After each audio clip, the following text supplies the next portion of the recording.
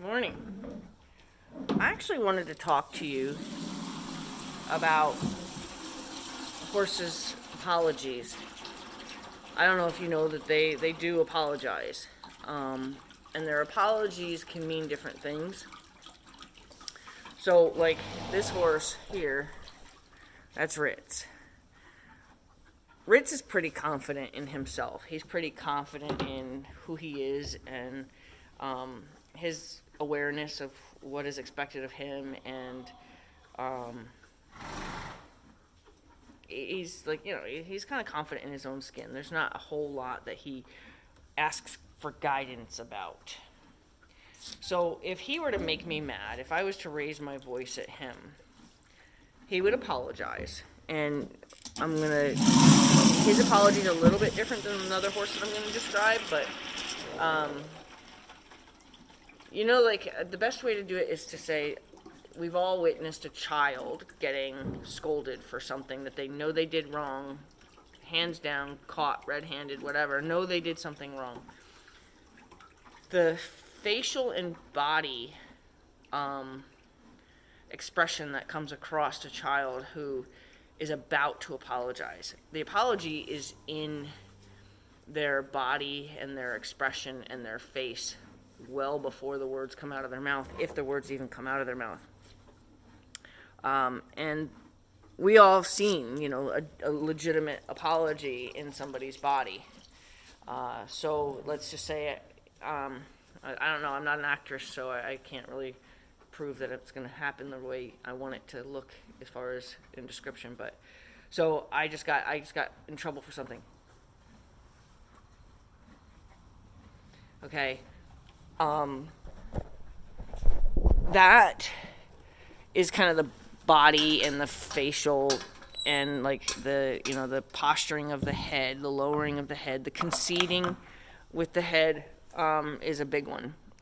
Maybe closing the eyes softly. Anyway, so I just trying to get an image in your mind if you've never seen your horse apologize, you might be able to recognize it now. So the horse who I was just with and this next horse, if I were to yell at either of them, this next horse as well, Ritz more than Katie will apologize. Katie's not even really much of an apologizer. Like she doesn't really apologize for much. Like she is who she is, and she doesn't owe me an apology for that. But Ritz's apology would look similar to the other horse's apologies. However, his is more about, I'm sorry I made you yell at me. I'm sorry I made you mad. So it's more like, either I don't know what I did, or I don't care that you didn't like what I did. I'm just sorry that you got mad. So it's a kind of a briefer. It's more of a sorry, and then bounce right back. Okay, and it would kind of almost seem like that. Like they bounced right back out of the apology. Like sorry. So anyway, that's how Ritz apologizes. He doesn't really apologize looking to improve. His apology isn't, I'm sorry, what can I do different? I'm sorry, can you show me what I should have done? His apology is, I'm sorry I made you mad. Katie apologizes kind of like a kid who really doesn't feel like she should be having to apologize. Her apology is more like, she just kind of like stares off. And her silence, because whatever she was doing was probably active. Her inactivity, her stoic, statuesque stance is her apology. And it's as much as you'll probably ever get out of Katie. She really doesn't apologize. The next horse that we're going to go to, he apologizes more than just kind of lowering his eyes and maybe lightly lowering his head. He will come to you and lower his head like into your chest to apologize. And his apology is accompanied by, could you show me what I should have done? I'm sorry, I want to do better. Could you guide me better? Could you offer me guidance on what I should have done? Okay? I'm certainly not going to yell at any of my horses to have them show you what I'm talking about, and it's not likely that I'll ever have a camera running. If they did something that would require me to raise my voice, it's very rare.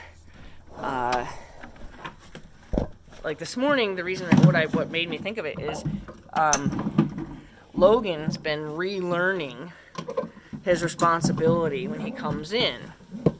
That he comes in his stall, he turns, he faces me. He's allowed to be facing his feed bucket, but he's not allowed to dive into his feed bucket until his halter is off. And he needs to wait until I've dismissed him, even if I've officially taken the halter off. He needs to wait.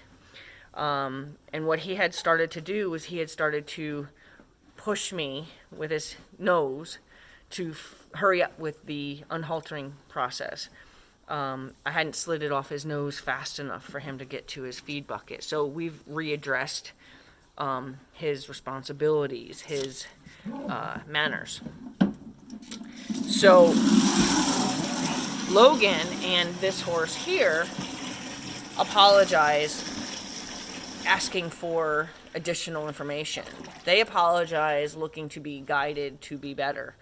They legitimately feel sorry that they didn't do something right. And that's a different type of apology than Ritz or Katie, because, like I said, Ritz, he's sorry that, I made you mad, Mom. But anyway, what else can I do? I'm going to go eat my hay now. And Katie, she apologizes like, stare over your left shoulder. She apologizes like I did. My mom used to describe how my mother would raise her voice, and I would just stand there and stare over her left shoulder and wait till she was done scolding me, and then, all was well, and I'd move on. That's how Katie apologizes. So I have a horse version of me, and the more I would think about that, I absolutely have a horse version of me.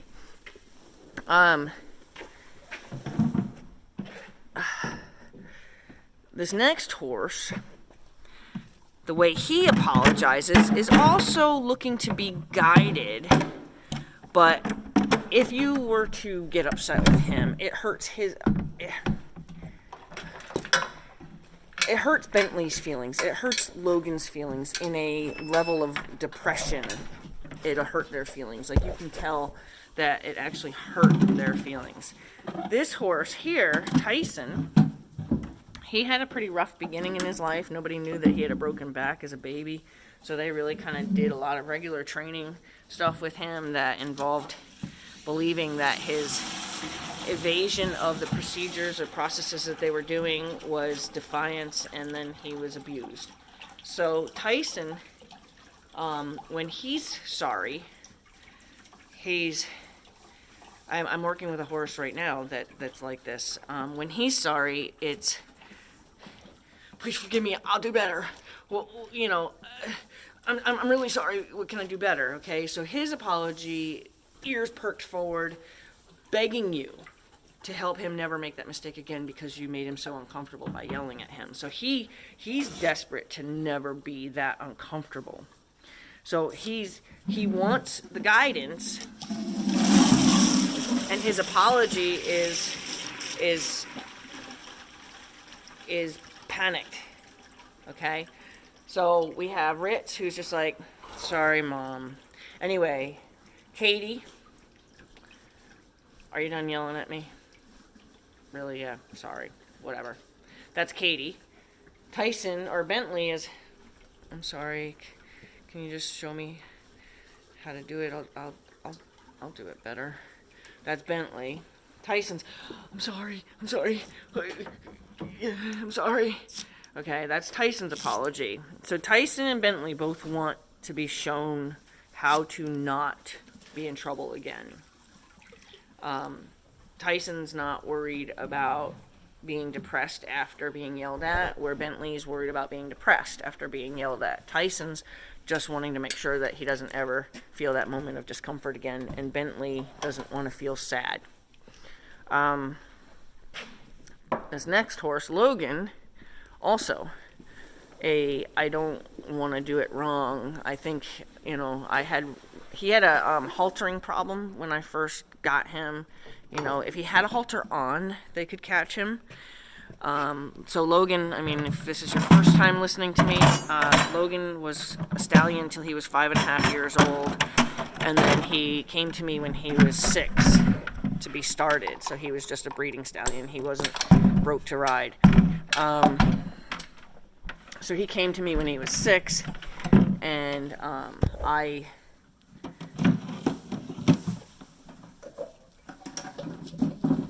ended up falling in love with him, and actually it's what this topic is why I fell in love with him, because his apologies are desperate for guidance.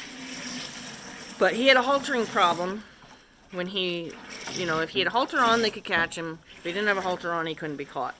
So I questioned, is it because he had a chain over his nose, and nobody knew the answer. And when I got all his paperwork, when I purchased him, his former Coggins, 2 sets of them, both had the pictures with him with a chain over his nose. So yes, that was why. So I'm going to guess a lot of times people mishandle stallions, and a lot of times stallions require a stud chain, and then there's stallions that probably didn't require a stud chain and had one anyway, and were handled as if they were just as unmanageable as others. He's such a kind soul that I don't picture him having been a difficult stallion, and probably any aggressive chain over his nose behavior was probably, or handling was probably preemptive, not necessary. So anyway, he was difficult to halter. We've since changed that. He comes, he gets haltered. He comes when he's called, and he doesn't have to have a halter on. But anyway, he because I think his whole life was just being a stallion, and really, his only job was to probably breed and then just be a lonely horse otherwise. He wants guidance, and he's spooky. He's very, very unconfident horse. Very, very unconfident horse. And so Bentley, the other one that apologizes and wants guidance, he doesn't really lack confidence. He's actually a pretty self-confident horse. He's... I always say Bentley's special. I think Bentley might be, maybe... I've known him since he was an hour old, but I don't know. Maybe he was mildly oxygen deprived, or maybe something went wrong in his delivery, or maybe he just kind of falls a little bit on, if there's a horse spectrum, maybe he falls on that. He's just a little special. He doesn't really have...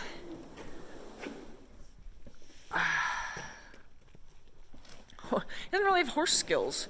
He doesn't really understand body language. He doesn't really understand. So he is often confused. He is often asking, what did I, like when another horse chases him, you can see him look back at, like, what did I do? I'm sorry. I didn't know. Was I not supposed to be there? He really doesn't understand, kind of other horse abuse to him. Come on, Teddy, sit here. Teddy's like, I want more. Look out, bud. I gotta come in. Teddy, come on. So I kind of moved past Logan. So anyway, Logan, his apology is very, very, very, very sorry that he upset you. Very, very sorry because he really didn't know. I'm trying to think of an example of when a human, maybe if you hurt somebody's feelings with information that you didn't know they didn't have yet, and you just told them something that was very, very hurtful and they didn't know it yet, or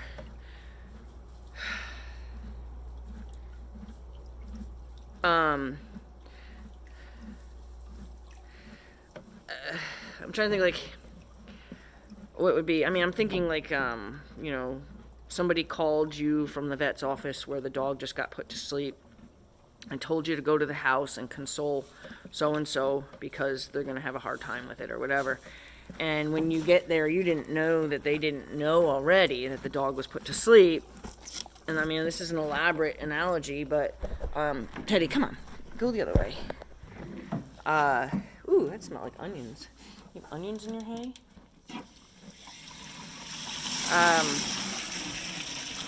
And then you get there and you're like, I'm so sorry, it's for the best, or, well, and they didn't know, okay? And then when they start to, like, they have a legitimate, I just found this out just now response, like, you're sorry, like, you inflicted pain. You're sorry that you just hurt somebody unknowingly. Like, you didn't know that you were hurting this person. You didn't know that you were giving the information that was devastating this person. How that kind of sorry would feel is how sorry Logan gets. He's so sorry that he didn't know something. And then he'll blink his eyes like super soft or just close them and lower his head, and he'll be like, and he's waiting for like the forgiveness, but then he's also looking for you to tell him what he could do to make that not happen again in a very earnest, I want to learn kind of way. So that was a very elaborate, it's hard to describe him. Like I told people, like, I don't know what it is about him. There's something about him. I have to have him. So that's like why he became mine. Like, I had to have him because he's so sensitive and he's so concerned about upsetting you. He's so concerned about hurting your feelings that he really, really wants to do whatever he can do to make that better. Like, what can I do to make that better? I'm so sorry that I just hurt your feelings. Like, he really, really wants to make it better.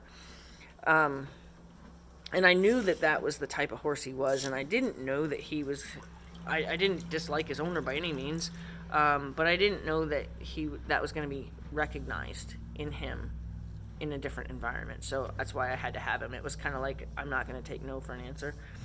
And, he's a lovely horse, but still very spooky and still very apologetic for ever upsetting you. This horse, my big dopey Clydesdale, his apology is sorry. Like, I just slammed you into the wall because I'm just big and you were in my way. Oh, sorry about that. Like, he really has no I don't want to say he doesn't know how to be sorry for something. Like, it's not the right way to say it for him. I do know he does not mean to be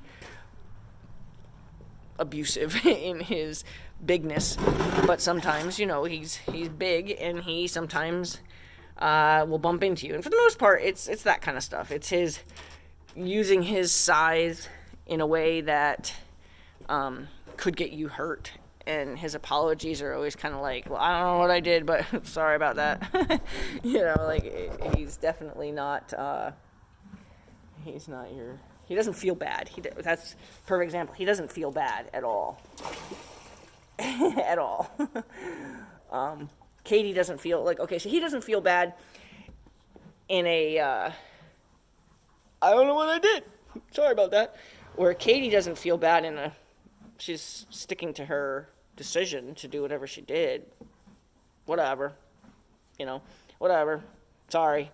What do you want me to say? I'm sorry? Sorry. That's Katie. So every one of them has a different way of apologizing. They all apologize, but everyone has a different way of apologizing, and everyone has a different meaning to their apology. And everyone has a different desired response from you as a result of their apology. Like, Teddy just wants to know he's off the hook, that you're cool with whatever. Katie just wants to know if you're going to shut up. Uh, that's all Katie cares about. Man, she's so much like me.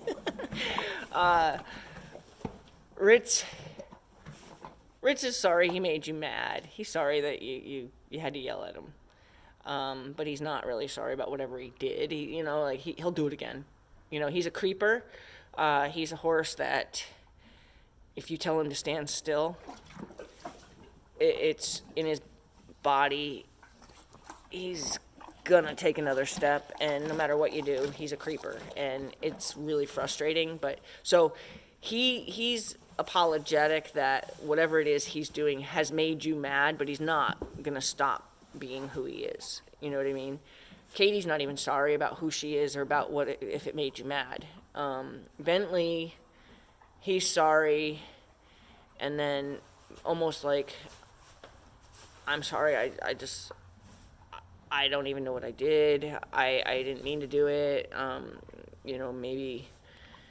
Maybe you could help me out, And Tyson is, I'm sorry. I'm sorry.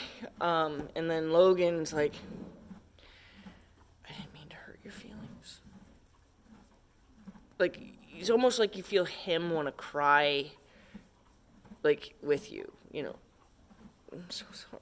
I'm sorry I hurt your feelings. And then Teddy, he's like, sorry. So those are my horse's apologies, and they all want a different response from their apology. They want a different reaction from you, and they want a different engagement thereafter, or none at all. Just want it to go away.